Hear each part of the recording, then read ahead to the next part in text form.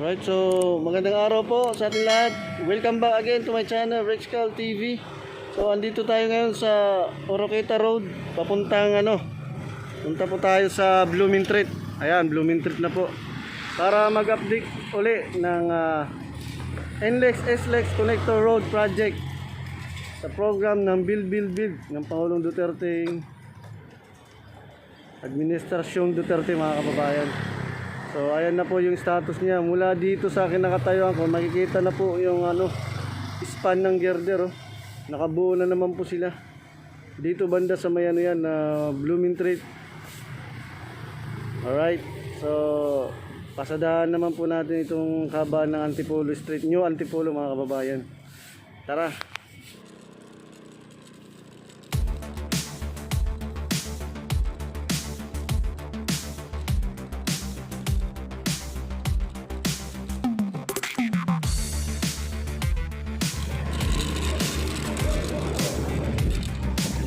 Right, so doon muna tayo mag-umpisa sa dulo. Doon sa ginagawang pierhead, kung nagkaroon na ng girder. So ayan, mga iniikot na pierhead. So itong pinapasadaan natin is Old Antipolo Extension. Yan. So dito tayo mag-umpisa sa dulo. Yan. So yan, matatanaw na po natin, mga kabayan.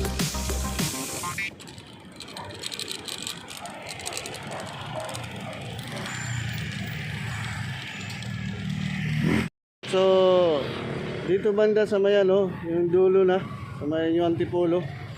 So dalawa po yung naikot na pierhead dito. Isa doon at saka isa dito. Yan.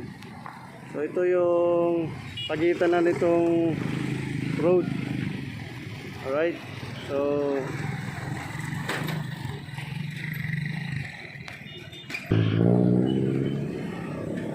alright.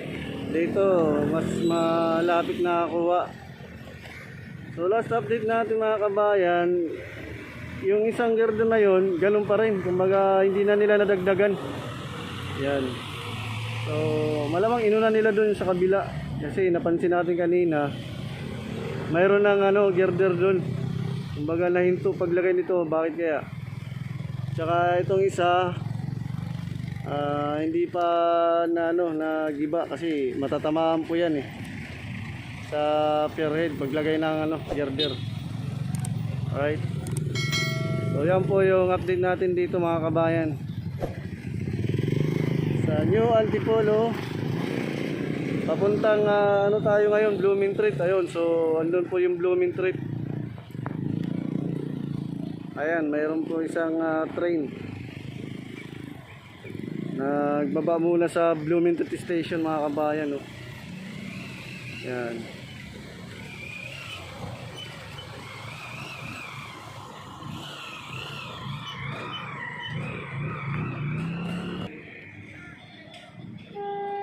Kagaya nung isa, tinamaan po ng girder. Ganun rin dito sa kabila. Yan. Alright, may parating po na train dito pala sa kabila. Yan.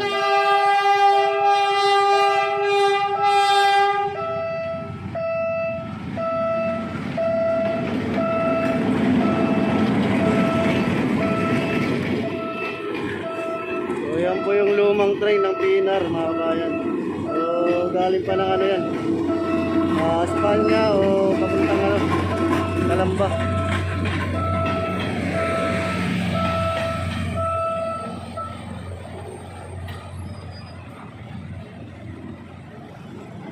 Okay, so magsasalubong po sila ng isa. May bababa doon. Alis rin yung isa mamaya. Yan.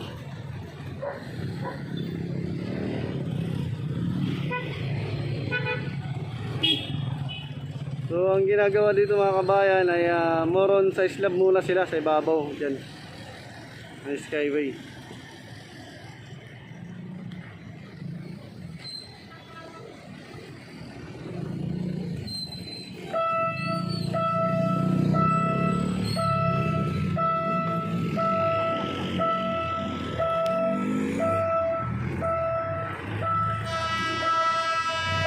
Ayan, may panibagong tayo na mali. Papuntang ano yan, Kalamba.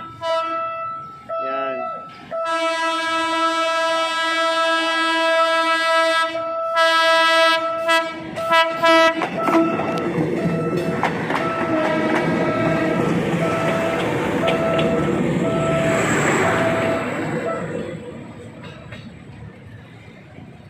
Right, so yan yung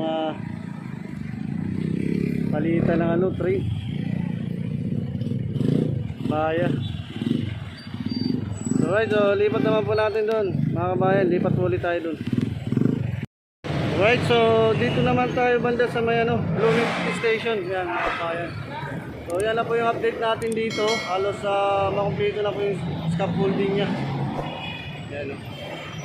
Naglagay sila dito harang para hindi maano ng ano, yung tinatawag na debris, para iwas accident sa mga taong naglalakad dito sa Blooming Station.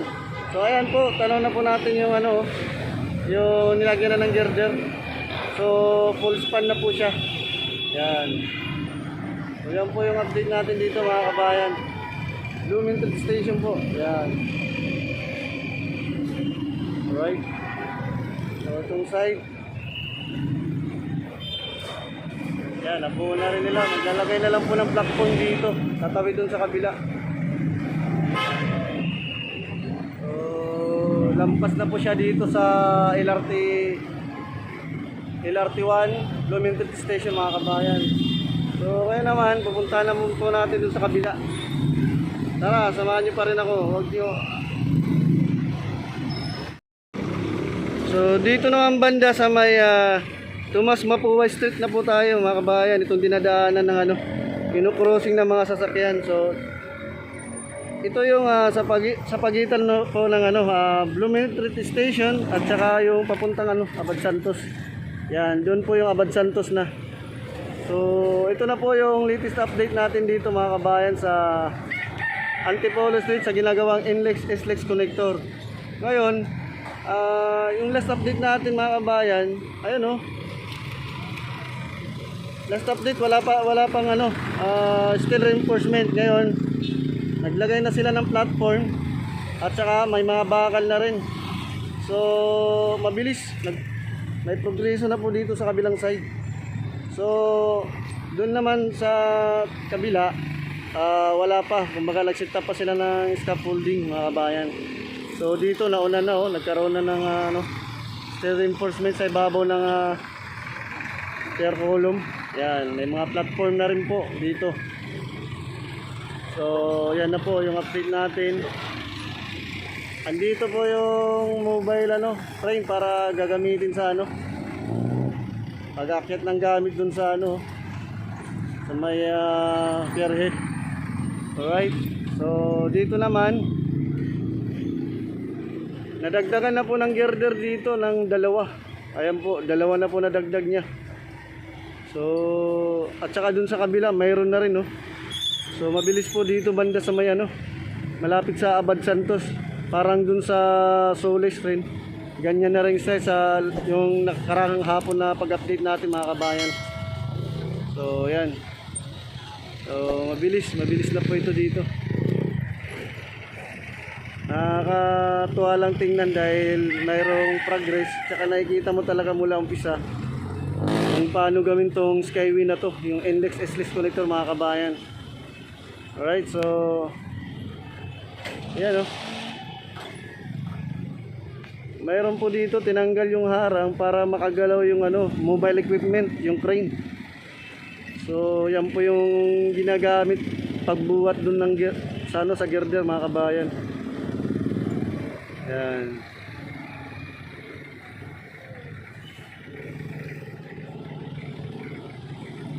So itong side Antipolo, Old Antipolo, kabilang side naman yung Antipolo mga kabayan. Yan, so maganda. Mabilis na po ito dito. So ongoing project.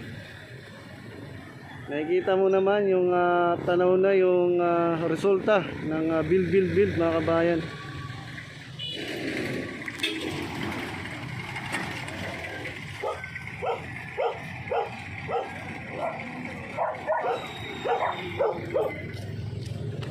Alright, so lapitan naman po natin dun sa kabila. Alright, so dito naman po tayo banda sa Severino Street mga kabayan. Ito, Old Antipolo po ito street. So yan, pag nakaharap po tayo dito, yan na po yung status niya mga kabayan. Oh. Dito tapos na yung span ng girder. Dito, ito pinupuno na lang. So mayroon na pong 4 na girder. So 4 pa natitira. Yan. Alright, so yan po yung latest update natin dito mga kabayan. Dun sa kabila, mayroon na rin po.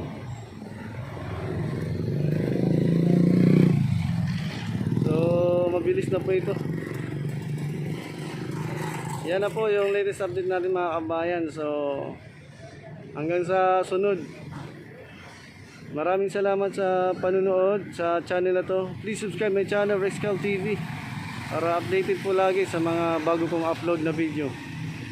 God bless po sa ating lahat.